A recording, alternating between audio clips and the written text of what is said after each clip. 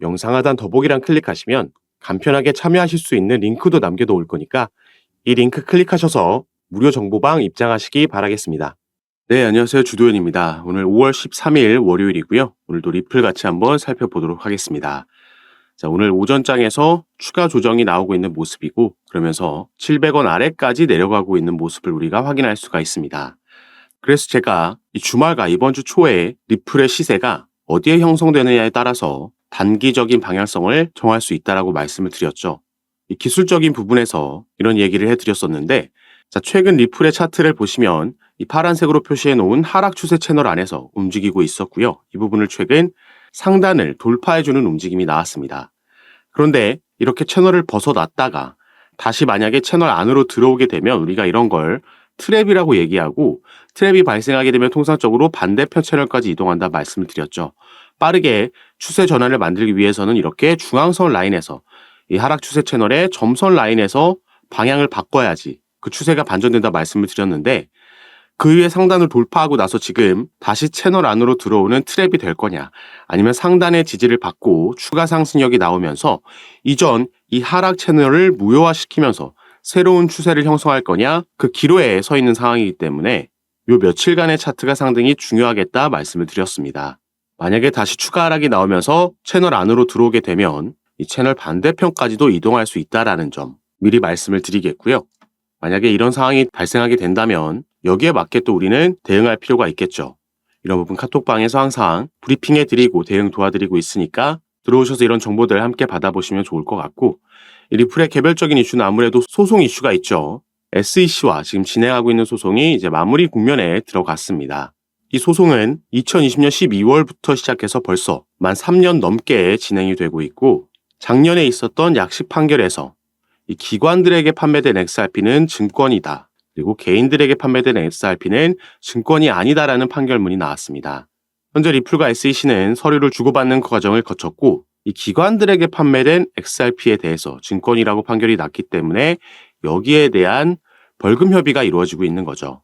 그래서 이 소송 스케줄 같은 경우에는 가장 먼저 SEC 측에서 20억 달러를 요구하는 서류를 제출했고, 여기에 대한 답변서에서 리플은 1,000만 달러를 제시를 했습니다.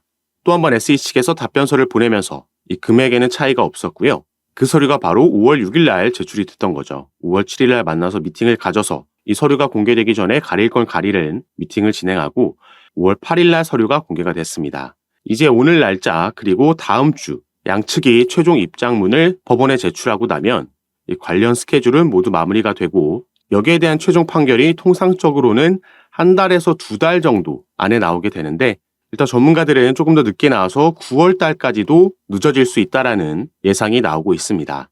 당연히 이 판결에 따라서 리플이 변동성을 크게 가져올 거라고 보여지고 있고, 리플에게 유리한 판정이 내려지게 되면 SEC 측은 당연히 또 한 번 항소를 진행할 수가 있겠죠.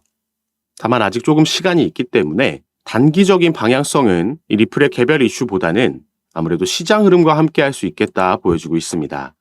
현재 비트코인은 박스권에서 횡보하고 있는 모습, 조금씩 약보합권에서 움직이고 있는 모습을 보여주고 있죠. 이런 횡보세는 여름까지도 지속될 수 있다 나와 있습니다. 최근 비트코인이 보여주고 있는 차트의 움직임은 이전 반감기, 세 번째 반감기가 아닌 두 번째 반감기 2016년도와 비슷한 흐름을 보여주고 있는데요. 자, 이번이 네 번째 반감기죠. 이때와 지금 비슷한 흐름이라는 건 반감기가 적용되고 나서 바로 상승력을 보여주는 게 아니라 몇 달 정도 조정받고 횡보한 기간을 거친 이후에 이때도 대세 상승장이 나왔습니다. 이 세 번째 반감기 2020년도의 반감기 같은 경우에는 반감기 시점이 적용되기 전에 큰 조정이 왔다가 상승장이 나왔었죠. 따라서 이번에도 이 두 번째 반감기 2016년도와 비슷하게 반감기가 적용된 2분기에는 조정과 횡보가 나오다가 3분기부터 반등이 나오고 4분기에 그 고점을 찍을 거란 예상이 나오고 있습니다. 때문에 중장기적으로 봤을 때는 리플도 이런 흐름과 함께 할 수 있다 생각해 볼 수 있겠고요. 단기적으로 이번 주에는 15일 날 미국에서 중요한 이 소비자 물가지수 발표가 예정되어 있습니다. 이전에 저번 주까지 발표됐던 고용 지표들이 불안한 모습을 보였기 때문에 CPI마저 둔화되는 모양새가 나온다면 디스인플레이션 기대가 되살아나면서 시장이 단기적인 상승력은 보여줄 수 있겠다, 이렇게 예상되고 있죠. 그리고 또 중장기적으로 봤을 때는 아까 말씀드렸던 3분기부터 시장의 반등이 나오면서 4분기에 고점을 찍을 거다 이렇게 예상된다 말씀을 드렸는데 이 시기가 미 대선과도 겹치는 시기입니다. 트럼프 전 대통령 이번에 후보로 또 한 번 나오는데 트럼프가 당선이 된다면 첫날 친암호화폐 행정명령에 서명할 예정이다라는 내용도 공개가 됐죠. 그래서 이런 부분들이 시너지를 발휘하게 된다면 올 하반기는 상당히 긍정적인 흐름이 예상되고 있고 때문에 지금 너무 일희일비하기보다는 아까 말씀드렸듯이 우리는 기술적인 부분들도 함께 보면서 만약에 추가 조정이 나온다면 저가에서 우리가 매집할 수 있는 기회가 온다 생각해 주시면 좋을 것 같고요. 다만 지금은 방향성을 정하기 전 그 기로에 서 있기 때문에 너무 급하게 매매 진행하실 필요 없고 이런 방향성을 확인하고 나서 거기에 맞게 대응하시는 걸 추천드리겠습니다. 이런 부분 제가 카톡방에서 구체적인 타점과 비중 공유해 드리면서 함께 매매 진행하고 있으니까 여러분들께서도 이런 정보들 받아보시면서 투자 판단에 참고하시고 매매 진행하시면 더욱 좋을 것 같습니다. 자, 영상 밑에 더보기란 클릭하시면 제가 링크를 2가지 남겨놨는데요.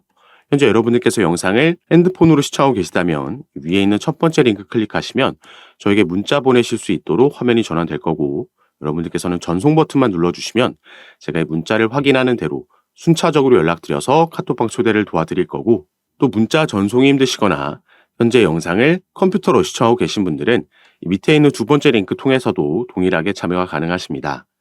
여러분들께서 편하신 방식으로 연락 주셔서 이런 정보들 받아보시면서 투자 판단에 참고하시고 함께 매매 진행하시면 더욱 좋을 것 같습니다.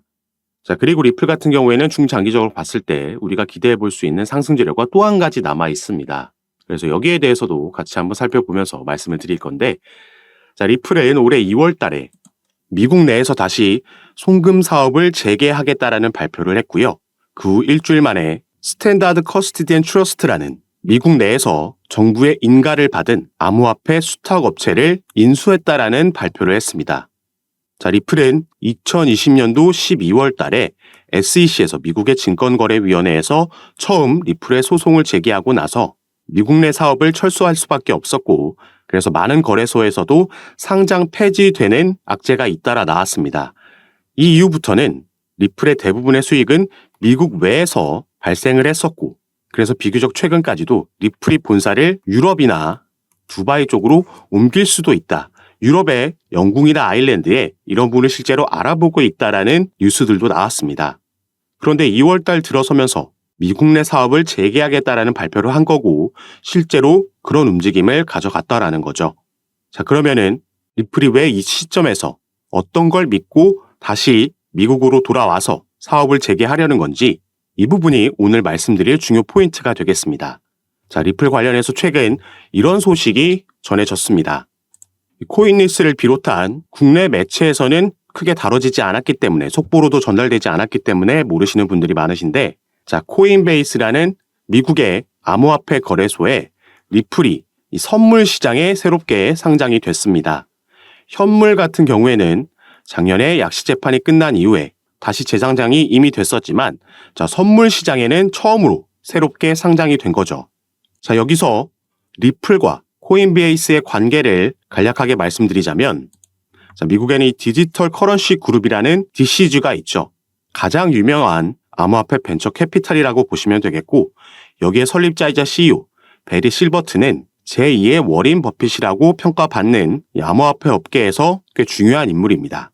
자, 이 DCG에서 바로 방금 살펴본 코인베이스를 자회사로 소유하고 있고요. 또 이 DCG는 리플의 지분을 보유하고 있는 기업입니다. 이렇게 미국 내 기업들끼리 연관이 되어 있다는 걸 먼저 말씀을 드리는 거고 이 디지털 커런시 그룹은 코인베이스와 리플뿐만 아니라 그레이스케일도 소유하고 있고 여러 다른 기업들의 지분을 보유하고 그 중심에 서 있는 기업이죠. 자, 그리고 코인베이스 외에도 최근 미국에서 새롭게 문을 연 거래소가 하나 있습니다. 바로 여기에 나와 있는 EDXM, EDX 마켓이라는 거래소인데요. 이 거래소는 피델리티를 비롯한 미국 뉴욕 월가의 대형 기업들이 함께 만든 거래소라고 보시면 되겠고 이 거래소에서는 개인들이 아닌 기관들만 거래를 할 수 있게 되어 있습니다. 비교적 최근 작년 6월 달에 6월 22일부터 거래가 시작된 거래소인데 이 대형 자산운용사들이 함께 만든 거래소다 보니까 출시 전부터 엄청난 주목을 받았었고요. 이 EDX 마켓이 출범할 당시에 상장이 되고 거래가 가능했던 코인들은 이렇게 단 4개의 코인만 있었습니다. 자, 비트코인, 이더리움, 라이트코인, 그리고 비트코인 캐시 이렇게 4개의 코인만 거래가 가능했었는데, 자, 이 중 비트코인 캐시는 작년 11월 달에 상장 폐지가 됐죠. 그래서 당시에 떠돌던 루머가 바로 EDX 마켓에서 비트코인 캐시가 상장 폐지됨에 따라서 그 비어있는 자리에 리플이 추가될 수도 있다라는 루머가 돌고 있었습니다. 다만 이 부분은 실제로 진행되지는 않았고 당시에, 그렇기 때문에 시간이 지남에 따라 조금 이 루머가 수그러든 모습을 보이고 있는데, 자, 그런데 코인베이스에서 이 리플을 선물 시장에 신규 상장했다라고 조금 전에 말씀을 드렸죠. 이게 얼마 전인 2월 23일 날 이런 일이 있었던 거고요. 그래서 우리가 코인베이스의 홈페이지에 가서 이 선물 시장 쪽을 살펴보면, 자, 이 영구 선물 시장 쪽에는 상장되어 있는 코인들이 많지 않고요. 그래서 밑에서 이 소개되어 있는 코인들을 보면 단 4개의 코인밖에 없습니다. 자, 이 코인들은 비트코인, 이더리움, 라이트코인, 그리고 최근 추가된 바로 리플의 XRP죠. 자, 위에 3개의 코인, 방금 우리가 살펴본 코인들이죠. 바로 이 EDX 마켓에 이제 비트코인 캐시가 상장 폐지되고 나서 남아있는 3개의 코인들입니다. 비트코인, 이더리움, 라이트코인. 지금 이런 연관성이 보이고 있는 거고요. 미국의 증권거래위원회 위원장 이 게리 갠슬러라는 인물도 작년에 이러한 발언을 했습니다. 자, 비트코인, 이더리움, 라이트코인, 비트코인 캐시는 증권 여부를 장담하기 어렵다. 이렇게 발언을 한 거죠. 자, 이 4개의 코인도 아까 우리가 살펴봤던 EDX 마켓이 출범할 당시에 상장되어 있던 그 4개의 코인들입니다. 그리고 현재는 우리가 살펴봤듯이 비트코인 캐시는 상장 폐지가 된 거고, 바로 이 자리에 리플의 XRP가 상장될 수 있다라는 전망을 해보고 있는 거죠. 리플이 계획을 바꾸면서 미국 내 다시 돌아오겠다, 미국 내 사업을 재개하겠다 발표했던 그 배경에는 여러 미국의 대형 기관들, 당장 EDX 마켓에도 피델리티를 비롯한 기관 투자자들이 대거 함께하고 있고, 또 DCG, 여기에 코인베이스까지 전부 미국 내 대형 기업들이죠. 리플과 하나같이 연관성이 있는 기업들이고, 그래서 우리가 기사나 속보에서 많이 찾아볼 수 있는 뉴스가 리플의 시세는 하락하고 있지만 이런 저점대마다 고래들, 기관 투자자들은 매집한다라는 기사를 많이 볼 수 있었던 겁니다. 당연히 이 기관 투자자들은 이러한 주요 내용들이 오피셜하게 뉴스로 발표되기 전에 미리 그 소식을 알 수밖에 없겠죠. 그래서 우리가 다른 코인들에서도 볼 수 있는 게 갑자기 급등하는 코인들이 있는데 왜 오르지 하고 몇 시간 뒤나 다음 날에 이 코인이 어느 거래소에 새롭게 신규 상장된다라는 속보가 그때서야 뜨는 거 많이 경험해 보셔서 아실 겁니다. 그리고 지금 SEC와 진행하고 있는 소송 같은 경우에도 리플에게 불리할 게 전혀 없는 상황입니다. 최근 이 소송 관련 이슈로는 이 SEC의 책임 변호사가 리플과 코인베이스의 소송을 담당하고 있던 암호화폐 소송부서 책임자 이 라단 스튜어트가 SEC를 떠났다는 소식이 전해졌고요. 그러면서 화이트앤케이스라는 최근 피델리티가 비트코인 ETF 서류를 제출할 때 여기에 자문을 제공한 로펌에 새롭게 이직을 하게 됐다는 소식이 전해졌습니다. 그리고 직접적으로 SEC와 리플이 벌이고 있는 소송 외에도 제가 이전 영상들에서 말씀드렸던 지금 SEC 내에서 진행되고 있는 이 조사 결과에 따라서, 이 조사라는 건 2021년도에 인파워 오버사이트가 SEC를 상대로 소송을 제기했던 전직 SEC 관리들이 리플과 XRP에 대한 편견을 가지고 있다는 주장, 여기에 대한 조사가 진행되고 있는 거고요. OIG가 이 수사를 진행하고 있는 여기서 불법 행위를 발견하게 되면 SEC는 항소 계획을 종료할 수 있으며 당연히 이건 리플에게 호재로 작용을 할 겁니다. 이것뿐만 아니라 함께 진행되고 있는 SEC와 코인베이스의 소송에서 코인베이스는 현재 SEC가 미국 암호화폐 거래소를 규제할 법적 권한이 없다라고 주장하면서 기각 신청서 모션 투 디스미스를 제기를 한 상황입니다. 그리고 이 부분은 언제든지 법원 판결이 지금 나올 수 있는 상황인 거죠. 이 소송을 관장하고 있는 판사는 이미 양측의 구두 변론까지 다 들은 상황입니다. 이 두 가지 변수 모두 리플에게 긍정적으로 작용할 수 있는 부분이고, 또 올해는 미 대선까지 있기 때문에 이 이후에는 SEC 위원장 게리 갠슬러는 상당히 높은 확률로 교체될 가능성이 있다라고 보여지고 있죠.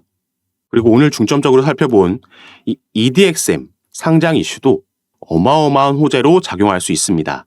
그래서 이 당시에 작년 6월 달에 EDX 마켓이 출범됐을 때 여기에 상장돼 있던 4개의 코인 당연히 엄청난 상승력 보여줬고요. 지금은 상장 폐지됐지만 이 4개의 코인 중 하나였던 비트코인 캐시는 단기간 안에 무려 이 당시에 200% 상승하는 모습을 보여줬습니다.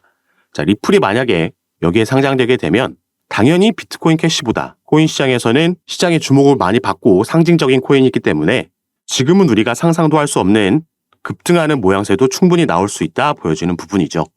그래서 제가 당연히 새롭게 나오는 소송 소식들도 제가 카톡방에서 전부 무료로 공유해드리고 있으니까 여러분들께서도 이런 정보들 받아보시고 투자 판단에 참고하셔서 매매 진행하시면 더욱 좋을 것 같습니다. 그리고 카톡방에서는 오늘 살펴본 리플뿐만 아니라 다른 이슈가 있는 코인들 마찬가지로 상담 도와드리면서 타점과 비중을 공유해드리고 함께 매매 진행하고 있으니까 여러분들께서도 이런 부분 받아보시면서 조금 더 전략적으로 안전하게 함께 투자하실 수 있었으면 좋겠습니다. 자, 카톡방에 참여하시는 방법은요. 영상 밑에 더보기란 클릭하시면 간편하게 참여하실 수 있게 제가 링크를 남겨놨습니다. 여러분께서 지금 영상을 핸드폰으로 시청하고 계시다면 가장 위에 있는 링크 클릭하시면 저에게 문자 보내실 수 있도록 자동으로 화면이 전환이 될 거고요. 여러분들께서는 전송 버튼만 눌러주시면 제가 이 문자를 확인하는 대로 순차적으로 연락드려서 카톡방 초대를 도와드릴 거고 또 문자 전송이 힘드시거나 컴퓨터로 영상을 시청하고 계시다면 그 밑에 있는 링크로도 참여가 가능하십니다. 여러분께서 편하신 방식으로 연락 주셔서 제가 드리는 정보들 타점과 비중 받아보시면서 투자 판단에 참고하시고 매매 진행하시면 더욱 좋을 것 같습니다. 자, 그럼 오늘 내용이 여러분들께 도움이 되셨으면 하는 바람으로 영상 마무리하도록 할 거고요. 저는 다시 카톡방에서 여러분들 대응 도와드리고 상담 도와드리면서 찾아뵙도록 하겠습니다. 감사합니다.